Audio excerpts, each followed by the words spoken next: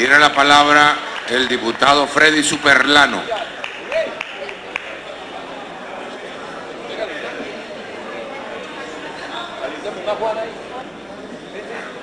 Sí. Bien, buenas tardes, amigos del presidio, colegas diputados y sobre todo muy buenas tardes, pueblo de Venezuela.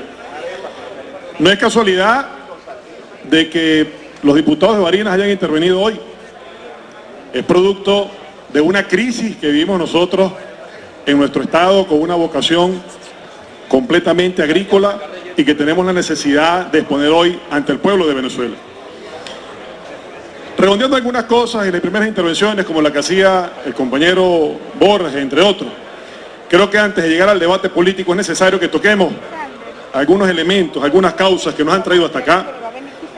Por ejemplo, el tema de la intervención en la propiedad privada. Eso es un hecho público y notorio que se dio en el país y que desde el año 2004, gobernadores, por supuesto ligados al oficialismo, comenzaron a decretar de manera arbitraria tierras ociosas y empezaron a entregar para aquel entonces títulos de propiedad o pisatarios, como le decían. Y se creó para aquellos entonces también la figura del INTI. Aquí no hemos hablado del INTI, quien solo sirvió para darle más poder al Estado y convertir al gobierno, al Estado venezolano, en el mayor latifundista de Venezuela. Y ha sido entonces, como en el año 2009, 2 millones de hectáreas estaba en manos del Estado. Y posteriormente, en el año 2014, 1.200 fincas habían sido expropiadas. Y eso daba un número exacto de 5.762.497 hectáreas en manos del régimen, hermano. Eso trae, entre los números que allí se manejan, solamente un 15% de esas tierras que expropió el gobierno, que expropió este modelo, se encuentran productivas. Pero eso pasa también por empresas expropiadas. Yo puedo colocarles a ustedes un ejemplo de mi estado, Barinas. En Barinas expropiaron una empresa que recolectaba leche llamada La Batalla. Julio y Andrés lo deben recordar, que estuvimos por allí atendiendo este caso. Esta empresa recolectaba, a los amigos del Táchira, que también tienen vocación agrícola, 126.000 litros de leche al día. Óigame bien, 126.000 litros de leche al día. Y a los amigos de la bancada del oficialismo, esa empresa expropiada por el gobierno encabezada por Adán Chávez en aquel entonces y un ministro, por cierto, muy mal calificado aquí en este mismo hemiciclo llamado Albarrán, hoy en día solamente recoge 300 litros de leche al día. Esto es una muestra de lo que significa ese modelo que están defendiendo la bancada oficialista el día de hoy. El tema de la maquinaria agrícola y sus equipos, mire, 85%, hermanas y hermanos, de la maquinaria agrícola en el país en este momento no solamente se encuentra obsoleta, sino que no le entregan las divisas también a sus asociaciones de productores, no han podido suplantarla. En nuestro estado hay por cierto, hay una fábrica de tractores que no sabemos cómo los adjudican ni quién los adjudican. Nos imaginamos siempre que los hace el señor Adán de manera ejecutiva.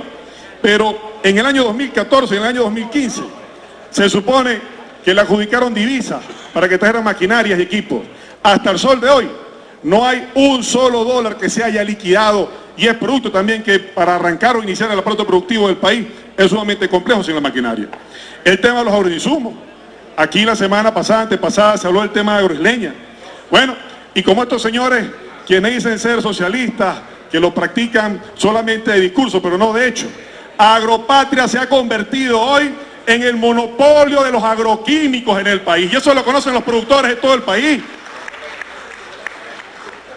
Y con el tema de las importaciones, Julio hacía un esbozo de algunos rubros. Es cierto, pero yo le voy a dictar a ustedes aquí algunos detalles, William, para que te los puedas llevar a Mérida y a los amigos también del oficialismo. Mire, 60% del maíz que se consume en este país es importado.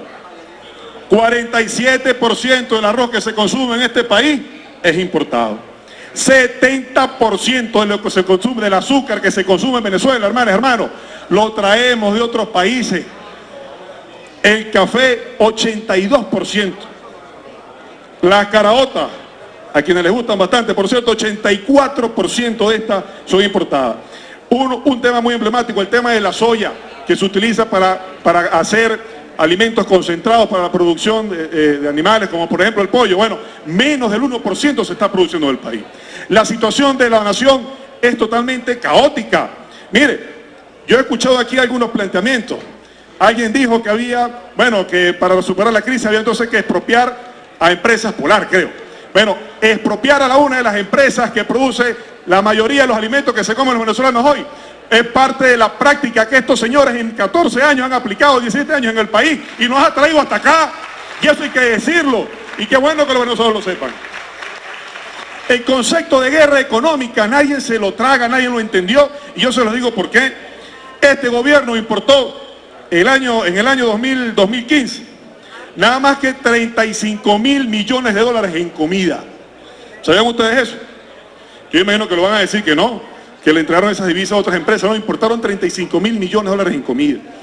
Este año, a los amigos de la bancada oficialista, producto de la renta petrolera, y ahí el amigo Marqués nos puede ayudar, que se dice que estaría el barril a $30 promedio.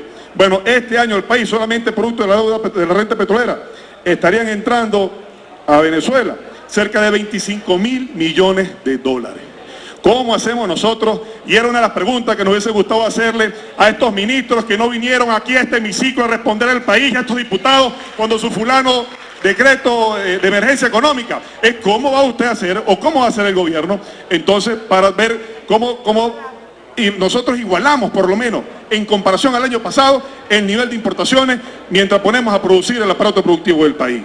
Estamos, hermanos y hermanas, en una situación muy crítica en Venezuela. Lo que se habla aquí, cuando se habla, mire, la alimentación, lo que se plantea hoy no es un tema como tal. No, que la medicina, y decretaron emergencia, que el agua. Lo que está pasando hoy, ese genocidio silencioso de lo cual hablaba mi hermano Armando hace semanas atrás, que pasaba con las medicinas. Ese genocidio no es con el tema de alimentos silencioso, es abrumador. Vayan para las calles y vean las colas, cómo está la gente, hermano, todos madrugando todos los días, para que eso sea posible, llevar alimento a sus casas. Además, dicho sea de paso, del tema inflacionario que también le quita la capacidad de comprar a los venezolanos. Estamos nosotros en una situación donde nos planteamos dos realidades. Una realidad que nos plantea después de 17 años y que nos trajo hasta acá, insistir con el modelo. Y otra realidad que está representada en los diputados de la bancada de la unidad, en cambiar ese modelo económico, político y social que nos trajo hasta aquí, hasta estas puertas de la hambruna, en cambiarlo en los próximos meses. Y bien lo dijo, y en esto acompaño aquellas declaraciones del propio presidente de la Asamblea Nacional cuando lo dijo en su momento. Eso no es secreto para nadie. Ahora lo vamos a cambiar de manera pacífica, democrática y constitucional. Ese es el reto de esta bancada opositora que le habla al país, de esta bancada de la unidad, para establecer los cambios que el país necesita.